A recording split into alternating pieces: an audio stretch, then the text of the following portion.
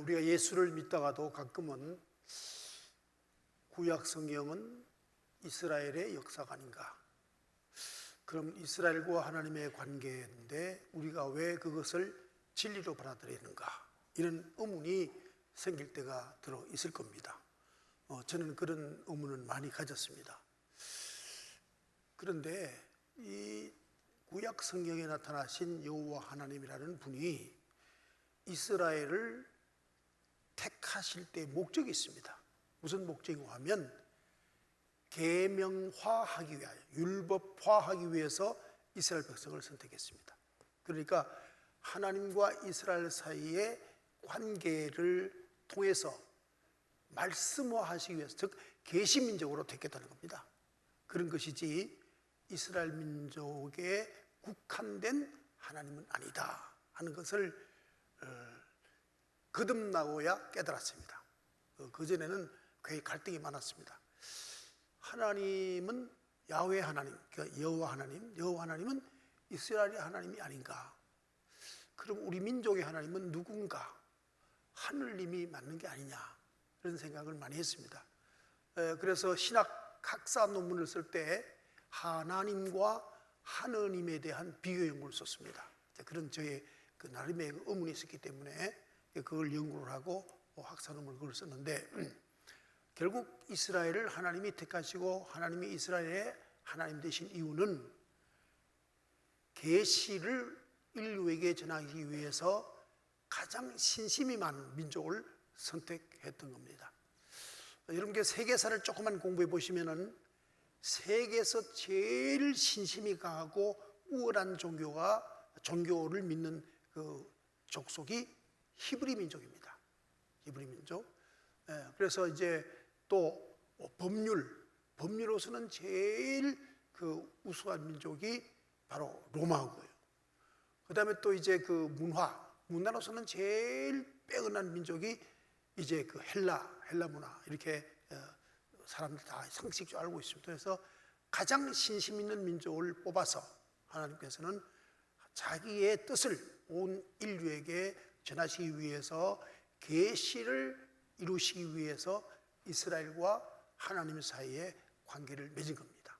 그렇기 때문에 하나님이 이스라엘 하나님이 아니라 믿는 자의 하나님이신데, 다만 우리에게 말씀을 주시기 위해서, 계시를 주시기 위해서 이스라엘과 하나님 관계가 맺어지게 된 것이죠.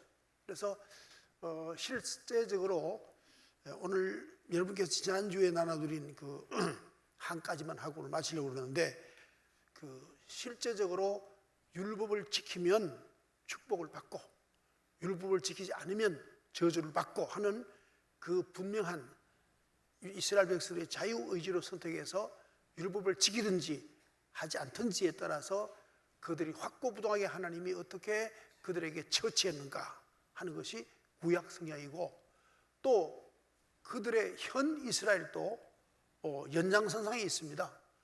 여러분께서도 알다시피 세계에서 가장 우수한 두뇌를 가진 사람들이 이스라엘 사람들입니다. 그리고 지금도 신심, 이 종교에 있어서는 세계에서 제일 최고입니다. 그들이 율법을 지키기 위해서 노력하는 노력을 보면 피 흐르는 율법 지킴에 최선을 다합니다. 저는 그 사람들과 함께 살지 않아봐서 모르겠었는데, 한번 이스라엘 갔을 때 그때 마침 그들의 명절이었는데 이 엘리베이터가 사람이 타지 않았어요.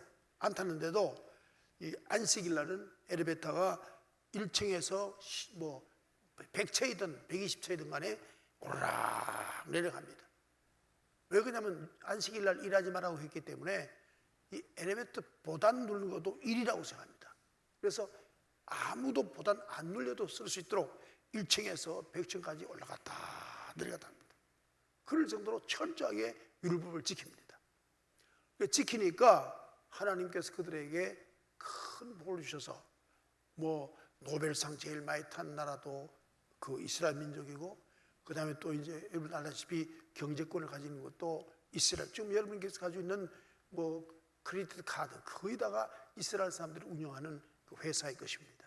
그런 것이죠. 뭐 하여튼 현재 뭐 자기들이 딱 부러지게 뭐 지금 우리가 원자탄을 가지고 있다, 뭐 없다, 뭐 이런 얘기를 하지 않아도 그들은 거의 원자탄을 다 가지고 있는 걸로 다 이해를 하고 있는 정도입니다.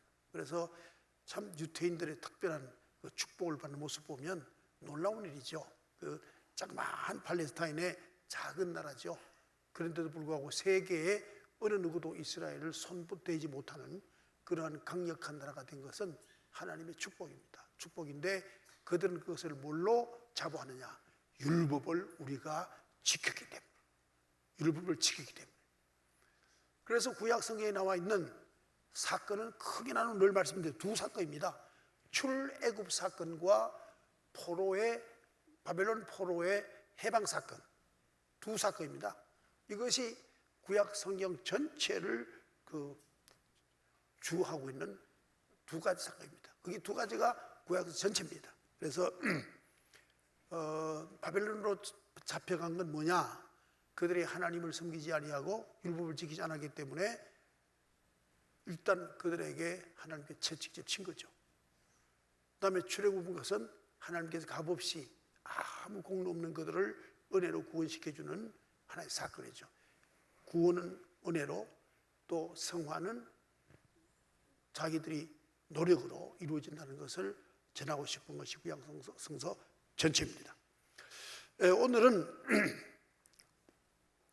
5번 교재 가지고 계신 분 보십시오. 5번 있죠? 5번까지 주셨더랬죠? 5번 보면은 한 하나님, 한 백성, 한 성소가 있습니다. 교재를 안 가진 분들이 많이 계신 것 같은데, 한 성소,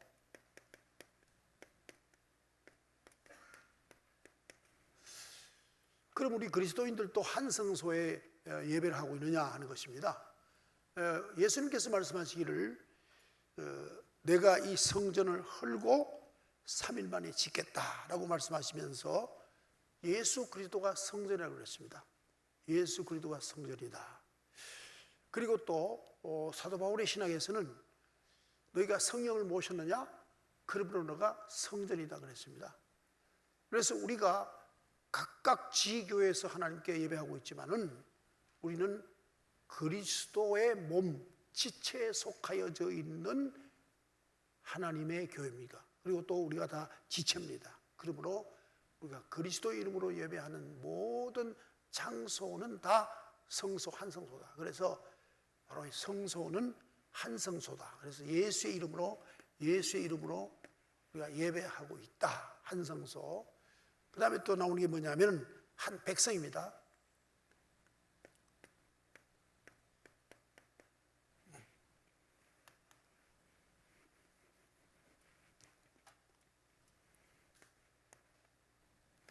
한 백성입니다. 이 백성은 뭐냐면 아까도 말씀드렸지만 우리 안에 성령이 들어와 계시기 때문에 우리는 하나님의 백성입니다. 그래서 여러분께서는 다 같은 영을 모시고 있는 거예요. 여러분의 영 안에는 다 성령님이 계십니다. 그래서 다 같은 백성이에요.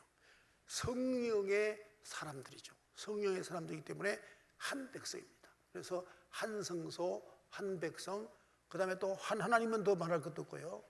오직 하나님 한 분만 우리가 섬기는 그러한 사람들입니다. 그래서 제가 목약을 하면서 참 마음속에 아픔이 큰 것은 틀림없이 말씀대로 살면 복을 받는데 그 말씀대로 안 살아요. 안타까워요. 정말 안타까워요. 그렇게 어려움을 겪고 그렇게 힘들고 그렇게 힘겹고 정말 저 사람이 사는 게 사람 사는 건가? 사람 사는 게 아니에요. 그렇게 불행스러울 수 있을까 하면서 자기 인생이 다 망가짐에도 불구하고 말씀대로 살지 않아요. 주일 성수하지 않아요. 장로가 됐으면서도 자기 복무를 다 안 해요. 왜 그런지 모르겠어요. 충분히 하나님으로부터 복받을 자격이 있는데 하나님의 언약을 어기는 거예요. 말씀대로 안 사는 거예요. 뭐 일가 친척 찾고 명절 뭐 주일 때면 꼭 어디 무슨 뭐 자기 개인의 용모 찾고 하는데 그러니까 그 집이 되질 않아요. 정말 좀 안타깝습니다. 그 대신 하나님의 말씀대로 사는 자는요, 이 우주 만물 전체가 다 도웁니다. 우주 만물 전체가 도와요. 하늘의 별과 저 땅 아래에 있는 저 지구의 중심지에 있는 불이 타는 저 불까지도 도운다고요. 여러분, 히스기야의 기도에 하나님이 증거로 뭘 보여주십니까? 해시계를 뒤로 돌리잖아요. 15도. 뭘 말합니까? 하나님께서 택한 백성으로 하나님의 뜻대로 살면 우주 만물 모든 전체가 그를 위하여 돈다는 말이에요. 그를 위하여 돈다고요. 그 한 예를 들어서 아담을 만드시고 하나님께서는 우주 만물을 다 보여주시면서 네가 이것들을 관리하라, 그렇게 말씀하셨어요. 그때 모든 우주 만물이 다 아담을 위하여 다 존재했어요. 또 운행했어요. 그러다가 아담이 범죄함으로 말미암아 전체는 전체의 그 자기들 그 원리 원칙대로 돌게 됐고, 그리고 이제는 아담은 우주 만물을 관리할 수 있는 능력을 상실하게 된 거죠. 근데 다시 회복된 것은 둘째 아담 예수 그리스도 와서 다시 아담의 권위를 회복시켜줬고, 또 그 권리를 회복시켜줬고, 또 약속을 회복시키기 때문에 말씀대로 믿음으로 살면 모든 것이 합동하여 선을 이루느니라. 로마서 8장 28절. 그 일이 여러분에게 꼭 이루어지게 된 겁니다. 이게 성경 원리예요. 정말 하나님의 뜻대로 하면 틀림없이 하나님께서 여러분에게 약속하신 모든 것을 다 이루어주세요. 이걸 믿어야 됩니다. 이걸 믿어야 예수를 믿지, 이거 믿으면 예수 믿을 필요가 없죠. 저도 우리 자녀를 길러봅니다. 우리 친척을 봅니다. 우리 형제가 자라왔습니다. 우리 부모가 살았는데 믿음으로 산 형제는 다 그저 자기 나름대로 삶을 삽니다. 그런데 믿음으로 살지 않는 형제는 매일 형제한테 얻어먹고 가정은 파탄되고 불행 중에 불행의 삶을 삽니다. 이건 뭐 같은 형제, 같은 핏줄, 같은 가족이라도 완전히 드러나는 거예요. 드러나는 거예요. 여러분은 하나님의 말씀, 이 율법대로 살아보세요. 하나님께 어떻게 사랑해 주시는가? 놀랍습니다. 놀랍습니다. 제가 아는 개척교회, 시골 개척교회 목사님이 그 자기 자녀들 자랑하는데 매일 목사님은 목회하기 때문에 가정예배 참석 안 하고 그 사모가 늘 가정예배를 드리는데 그 아들 하나는 지금 미국에 가서 이제 공부를 하고 미국에서 목회를 하고 계시고, 한 분은 그 모 은행의 중역으로 계시고, 또 한 자녀는 서울에서 이제 복지 하는 그런 복지 사업을 하고 있는데, 딸이 그걸 하고 있는데 그 부모에게 얼마나 효도를 하고 잘하는지 몰라요. 그 자부까지 참 그렇게 잘할 수 없대요. 그리고 그 목사님이 저한테 자랑하는 거예요. 내가 시골에서 아이들에게 고등학교까지 시킬 때는 등록금을 줬는데 그 이후에는 돈 한 푼 준 게 없대요. 뭐 미국 공부하러 간다 해도 10원 한 번 준 게 없대요. 다만 기도만 했대요. 그래도 아들이 다 그렇게 공부 잘하고, 그 아래 때도 뭐 연세대 경영대학원 다니고 뭐 다니고 쭉 얘기하는 데 보니까 전부 SKU 다 다니더라고요. 그 시골, 저 호남 시골 목사가 어찌게 자녀를 그렇게 키웠단 말이에요. 돈 한 푼 없이. 기도밖에 없어요. 그저 교회 그저 하나님이 엎드려 기도하고 교회를 위해서 헌신하고 하나님을 위하여 최선을 다하여 그가 주님의 섬길 때에 그 자손들이 다 복을 받는 거예요.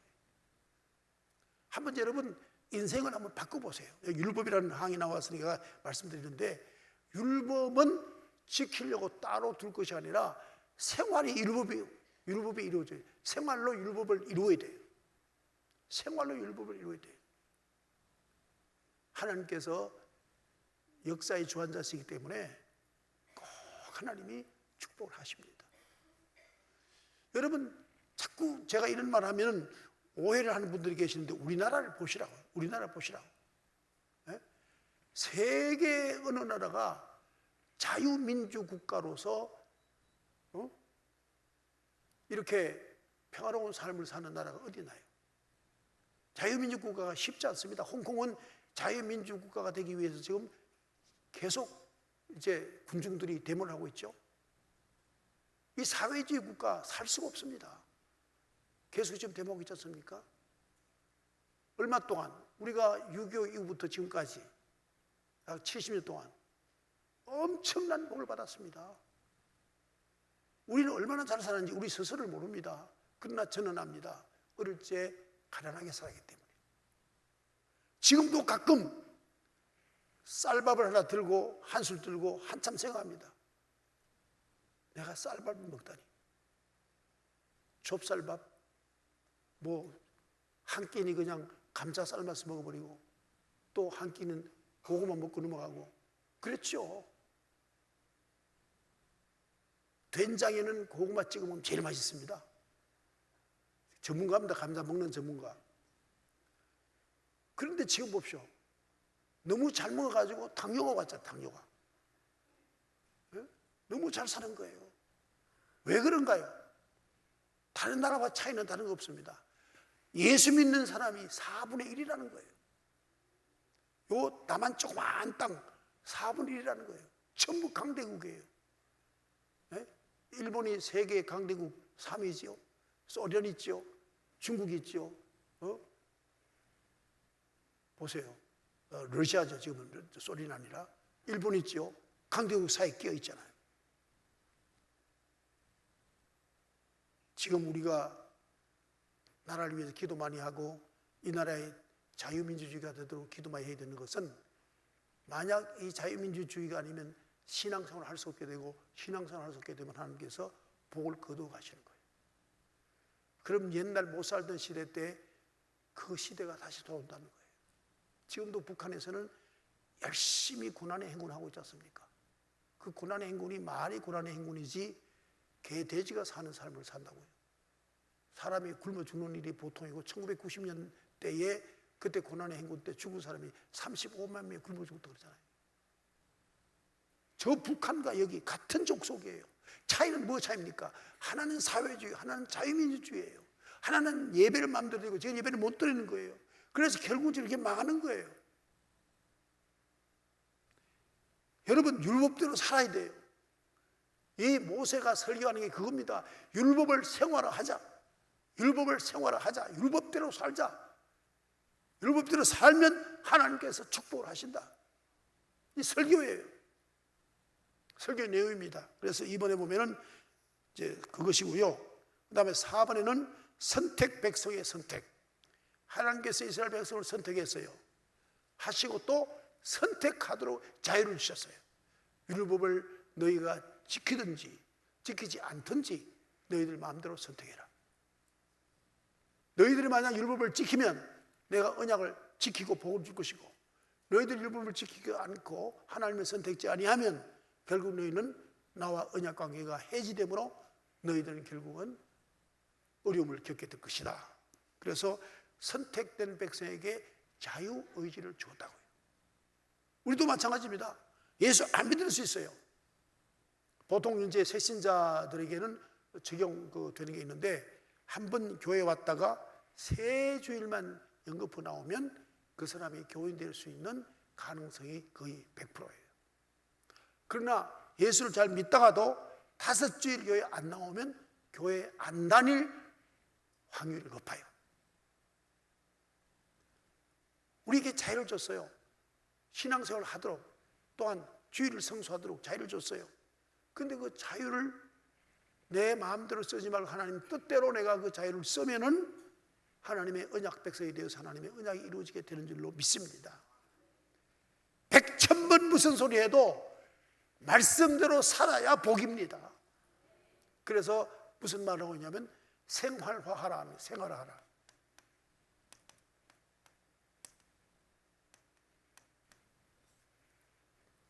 일일이 말씀대로 살까, 살지 말까 선택하지 말고 아예 생활화하라는 거예요. 그래서 아예 그냥 내 이 인격이 완전히 말씀화되라는 거예요. 내 영성이 완전히 성령으로 충만하라는 거예요. 그래서 말씀대로 사는 것을 선택하는 게 아니라 당연히 필연적으로 생각할 것도 없이 말씀대로 사는 사람으로 성화시키라는 성화. 말씀화는 성화죠. 여러분 골프 치는 사람에게 내가 들은 얘기인데, 골프를 잘 치려면 아예 이 몸이 골프채와 일체가 되어서 스윙을 할 때 그 원칙대로 스윙하는 자세가 딱 굳어져야 된다는 거예요. 치면 그 자세가 딱 나와야 된다는 거예요. 골프채가 치는 게 아니고 자세가 골프를 치도록 하라는 거예요. 자세가 된다는 거예요. 아니, 체질화 된다는 거예요. 그래서 이 율법의 체질화, 말씀의 체질화, 그게 돼야 된다는 겁니다. 물론 우리 한국에는 상황이 농경사회에서 산업사회로 오면서 또 정보사회로 와서 새벽기도를 지키기가 어렵습니다. 그건 제가 이해합니다. 하지만 삶을 바꾸면 돼요. 삶을 바꾸면. 그러니까 일찍이 자고 그 다음에 일찍 일어나서 삶을 바꾸면 되죠. 내가 그래서 우리 교회에 계시던 그 K 장로님 보면은 새벽 3시에 기상해요. 회사 다니는데 3시에 기상합니다. 3시에 기상해서 교회 나와 새벽기도 딱 끝나자마자 출근 바로 합니다. 출근해가지고 거기서 또 샤워하고 뭐 준비하고 쭉 해서 퇴근 6시, 7시쯤 퇴근해서 주무시는 9시쯤 주무십니다. 그분은 새벽기도를 한 번도 그런 일이 없어요. 생활 패턴을 바꿔버려요, 아예 그냥. 그러니까 신앙 중심으로 바꿔버리더라고요. 그러니까 그분 보면 굉장히 건강합니다. 얼굴 보면 핏기가 늘 도르고 아주 건강합니다. 지금 어디서 사는지 모르겠지만은. 그래서 아예 패턴을 바꿔버리는 거예요. 9시 되면 무조건 취침. 그리고는 새벽기도 나오고. 쭉 기도 중심으로 바꿔버리더라고요. 우리가 정보사회가 여러 가지 어려움이 있고 직장생활하고 사업하면 뭐 저녁에 사람 만나고 이러다 보면 그렇게 할 수 없는 제가 알고 있습니다. 충분히 이해합니다만은 그런 분들도 있더라 하는 얘기고요. 강요하는 건 아닙니다. 그렇고요. 또 이제 어떤 분 한번 보니까 내가 장로 임직을 받으면서 그러시더라고요. 내가 죽어도 새벽기도를 못합니다, 목사님. 그러더라고요. 못하는 거지 못하는 거지 뭐. 그랬더니 잘 나올 때가 있더라고요. 알고 봤더니 암 걸려가 잘 나오더라고요. 사람이 큰 소리 치면 뭐 안 돼요. 나 새벽기도 절대 못 나옵니다. 절대 못 나와. 하나님께서 암을 딱 걸리게 하니까 금방 잘 나오더라고요. 그 절대 소리 하지 마세요. 억지로 나는 절대로 못합니다. 하나님 앞에 그렇게 얘기하다 보면 얻어맞아요. 그런 얘기 하지 마시라고요. 제가 오늘은 이게 설교 얘기입니다. 모세가 백성들의 설교한 내용이기 때문에 저도 똑같은 패턴을 말씀드리는 겁니다. 이스라엘 백성을 별칭해서 뭐라 그러냐면 목이 곧은 백성이라 그렇게 말합니다. 여러분 3번에 보면 목이 곧은 백성이라고 되어 있죠. 목이 곧은 백성이 되어 있습니다. 왜 목이 곧은 백성이냐 하면 배반을 잘하기 때문에 하나님을 배반하는 거예요. 여러분 보세요. 가나안에 들어갔습니다. 적과 꿀이 흐릅니다. 그 적과 꿀이 흐른다는 말은 무슨 말이냐면은 환경이 좋아서 적과 꿀이 흐르는 게 아닙니다. 적과 꿀이 흐른다는 무슨 말을 하냐면 하나님께서 그들과 함께 하신다는 거예요. 하나님이 그들과 함께 하신다. 그게 적과 꿀이 흐른다는 말의 뜻이에요. 근데 그들이 들어가서 뭘 합니까? 하나님을 버리고 바로 우상숭배에 들어갑니다. 우상숭배에 들어갑니다. 여러분 성경에서 이거는 꼭 원리니까 말씀을 전하고 좀 가야 될 것 같습니다. 원리니까.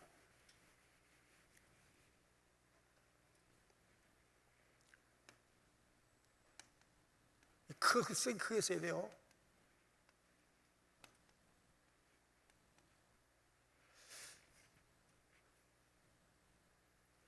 하나님 중심, 하나님이 중심되는 사람과 나 자신이 중심되는 사람이 있어요.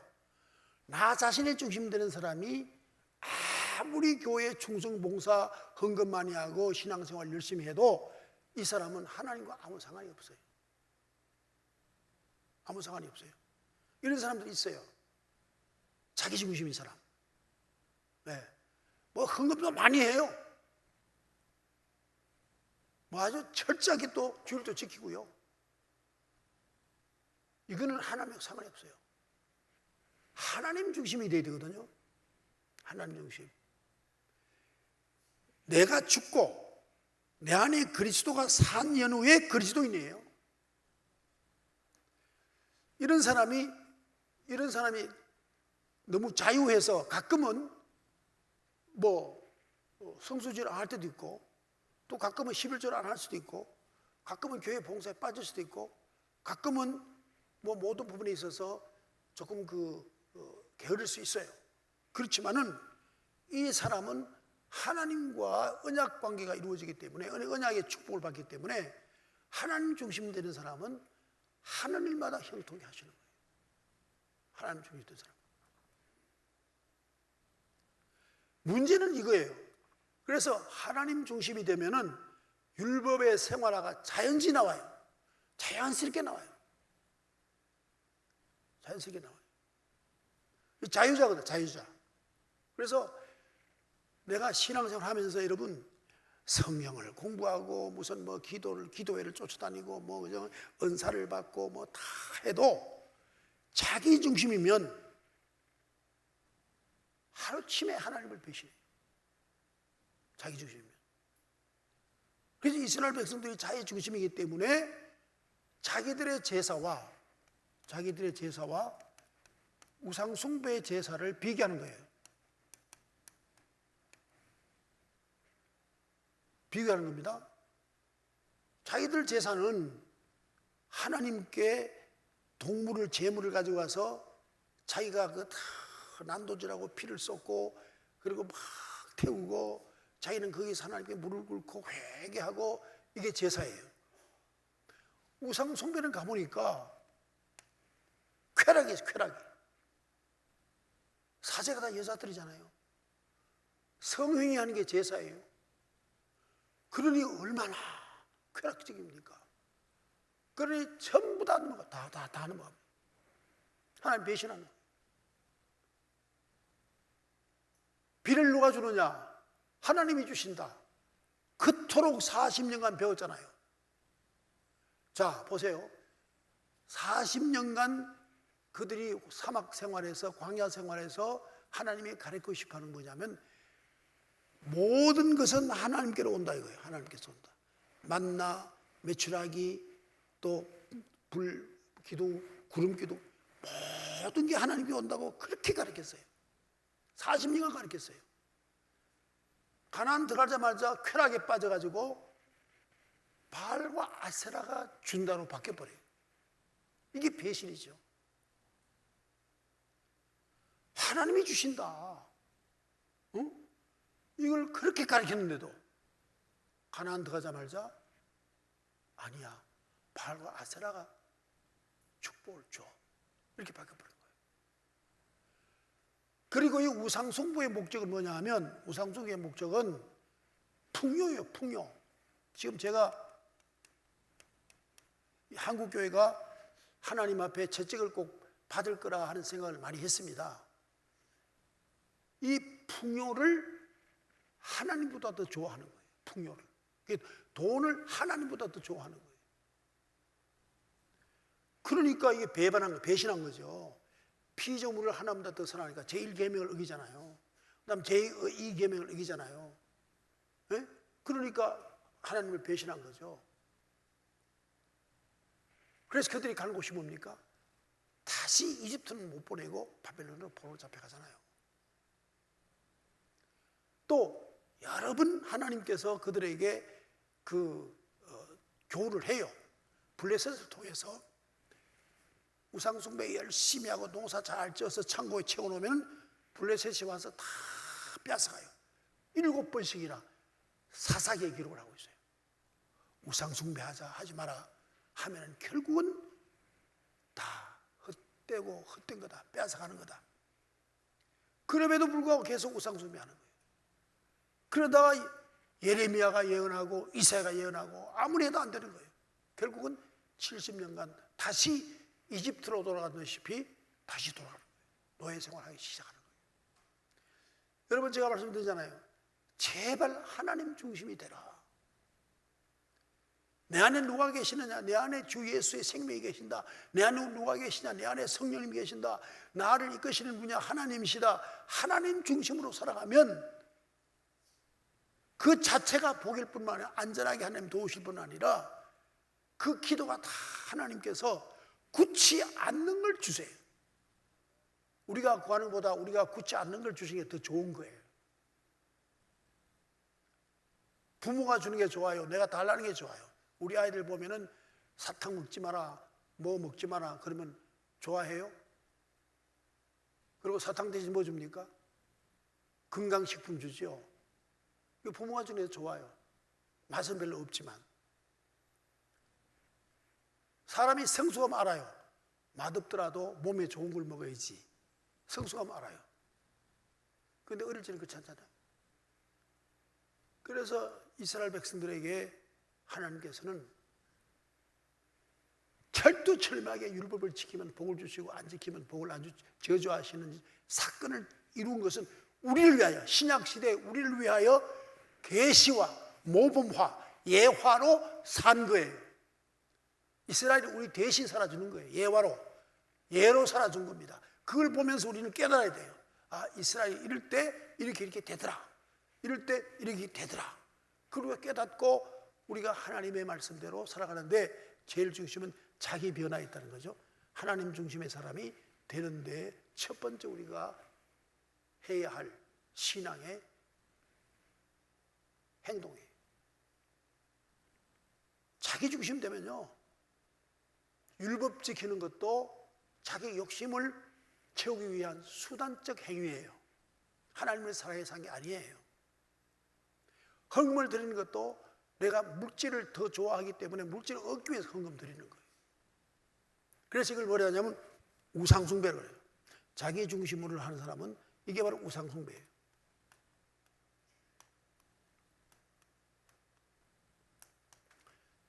이 체험신앙 있잖아요. 체험신앙. 다들 체험신앙 좋아하죠?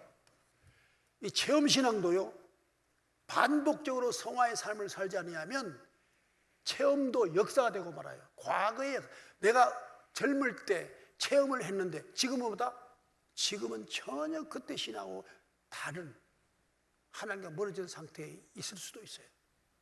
체험도 역사예요. 과거예요. 나날이 새로워지라고요. 나날이 성화라고 그러잖아요. 자꾸 사람들 보면은 그래요. 특히 이런 말씀 드리면 아주 재수없은 목사님 중에서 이 부흥사 하시는 목사님들 계세요. 부흥에 가면은 똑같은 설교, 틀이 똑같아요. 어디 가든 그 설교 합니다. 그 사람들은 하는데 첫 번째 뭐는 자기 체험 얘기합니다. 다 이래가지고 체험 먹고 뭐 하나님 뭐 저쪽에서 뭐 어쩌고 뭐 기적 체험하고 어쩌고. 그게 과거예요. 지금은 어떤 사람 되냐? 지금은 돈 벌러 부흥사 생활하고 다니는 거예요. 40일 금식 기도했다. 나 2번 했다. 그리고 맨날 돈 벌러 다니는 거예요. 근데 어떤 목사 보니까 무려 40억을 벌었어요. 부흥세 해가지고 사례받은 게. 근데 이번에 어떤 또 목사 사기꾼한테 걸려가지고 40억 홀랑 날렸어요. 그래서 이제 먹을 게 없어가지고 지금 먹을 게 없어가지고 아사 직전이에요. 우리 교회 근처에 있는 목사님이에요. 네. 그 보세요. 평생 동안 부흥에 다니면서 남들에게는 뭐 예수 믿으라고 큰 떠들어놓고 자기는 거지 되는 거예요. 하나님께 핫통에 싹 간 거예요. 그 사람이 주로 말잘할 때 뭐예요? 과외 간다. 과외 간다 그래요. 가해 수업 그러죠? 부흥회 가는 걸 목사님 어디 가세요? 내 가해 가. 저 부산 어느 교회 수정교회 가해 간다고 그러고 뭐 한 번 가면 보통 뭐 꽤 많이 받는가 봐요. 40억을 그냥 홀딱 날라내가지고 지금 먹고 살 게 없어서 지금 동양 다니고 있는 상황이에요. 체험도 과거예요. 나도 늘 그걸 알고 있어요. 내가 체험을 많이 하고 있어요. 그런데 하나님께 고맙게 계속 체험하게 하시니 감사하죠. 계속 이어져요. 계속 이어져요.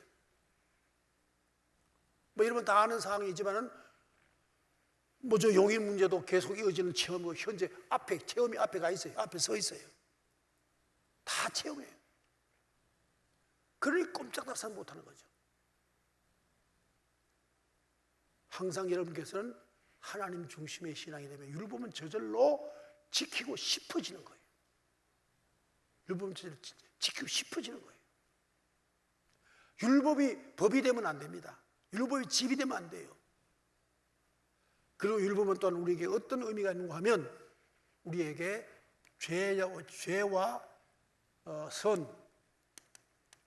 선을 알게 하는 거울이에요. 거울. 율법은. 그래서 몽학선생이라고 그러잖아요. 율법을. 몽학선생이라고. 우리가 율법이 없다면 죄를 어떻게 알아요? 율법이 있어야 죄를 알 거 아닙니까? 그래서 율법이 우리로 하여금 죄가 무엇인지 알게 하는 거예요. 그래서 죄 짓지 않도록 우리에게 밝히어 이것은 행동하면 안 된다 하면 된다는 걸 알려주는 게 율법이에요. 그것이 체질화돼서 율법을 우리의 생활화 된다면 아예 죄된 행위는 아예 곁에 가지도 않는 거예요. 가지도 않는 거예요. 그래서 우리가 율법이 꼭 있어야 한다. 그 다음 예수를 믿어도 율법을 지켜야 된다. 어떤 분 보면 예수 믿으면 10계명을 지키지 않아도 되지 않습니까? 그런데 그게 아닙니다. 물론 원리상은 맞아요. 왜냐하면 신약성경은 하나님을 사랑하는 이웃을 내 몸처럼 사랑을 했으니까 내가 하나님을 사랑하고 내 이웃을 내 몸처럼 사랑하는 사람이 되어버리면 율법은 자연히 지키고도 남지요. 이를테면 율법이 오리라면 하나님을 사랑하는 성령의 은사를 받아서 사랑으로 충만한 사람은 심리를 가죠. 성경에 이런 말 있지 않습니까? 예수님 말씀하셨죠. 어떤 로마 군사가 전쟁을 하다가 완전히 부상을 입어서 자기 모든 장비를 지고 갈 수 없는 상황이 됐어요. 그때 어떤 소년을 부르다가 야, 너 내 장비 대신 짊어지고 가자. 그러니까 그때 당시에 로마 보면은 만약에 부상을 당했거나 병사가 그런 어려움을 당할 때는 그 식민지 국민을 데리고 오리간 강제로 노동을 시킬 수 있어요. 오리만 가면 돼. 그런데 그 부상자를 자기가 어깨에 이렇게 기대게 만들고 장비를 한쪽에 이제 걸머지고 가는데 피가 흘러가지고 자기 가슴까지 흘러와요. 오리 가서 그냥 두면 죽을 것 같아요. 적이든 아군이든 상관없이. 그래서 그 부대까지 가다 보니까 심리를 갖단 말이에요. 그래서 오리를 가진 자에게 심리를 가지고 하는 말은 뭐냐면 율법을 뛰어넘는 사랑의 사람이 되어 있다는 거죠. 그래서 우리가 하나님을 사랑하고 이웃을 사랑하면 율법을 뛰어넘는 사람이 돼요. 그렇지만은 그럼에도 불구하고 기준치는 있어야 돼요.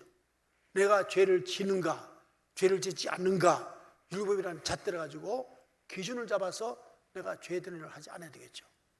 그래서 율법은 우리에게 우리의 선한 생활의 기준이 되는 겁니다. 그래서 그리고 또 이 마지막 말씀드리는데 율법은 결과론을 얘기합니다.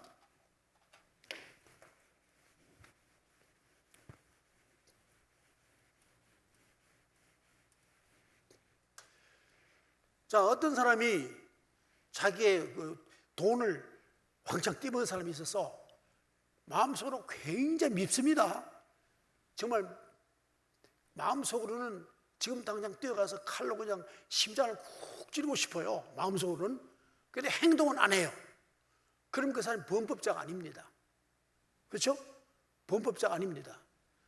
그런데 만약의 경우에 막 밉고 도저히 참으로서 분노가 나서 가서 그냥 주먹으로 쳤는데 이거 하나 부러졌어. 이거 뭐죠? 이거는 범법자입니다.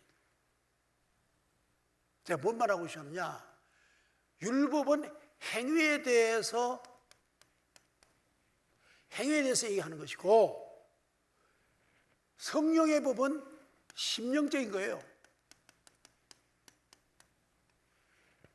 아무리 내 원수, 아무리 내 돈 떼먹은 놈, 나를 웅덩이에 빠지게 한 놈, 나를 시기 질투한 놈, 내 말을 다 내가서 못되게 한 놈, 그렇다 손 친다 하더라도 심령으로 미운 마음을 갖게 되면 살인한 것과 같다. 누가? 예수님 하신 말씀. 그래서 늘 성령의 충만으로 내 심령의 죄를 짓지 말아야 돼. 이것이 신약적인 율법이에요. 신율법. 심령으로 죄를 짓지 말아야 돼. 내가 요즘 좀 죄를 좀 많이 지으려고 그래요. 뭐 때문에 그러냐면 현재 정치적으로 잘못하는 분이 계셔서 그만 사시지 뭐 저렇게 오래 사냐고 이런 마음을 먹는 건 죄 짓는 거지. 벌써 심령으로 죄 짓는 거지. 미워하니까. 미움만 먹는 건 이거는 사탄이 주는 마음이에요. 그렇죠? 네. 그래서 우리가 마음으로 죄를 짓지 말아야 온전한 의가 되는 것이지, 선이 되는 것이지, 마음으로 죄를 막 지면서 행위 안 한다 그래가지고 율법은 안 하겠지만 그것도 죄예요. 그래서 우리는 성령의 법에 의하여 우리 신앙생활을 해야 되는 겁니다. 성령의 법에 의하여. 심령이 그렇게 해야 돼요. 심령이. 그래서 이런 바로 성령의 법에 의한 진정한 참 하나님의 자녀로서의 삶을 살아야 그게 자유자다.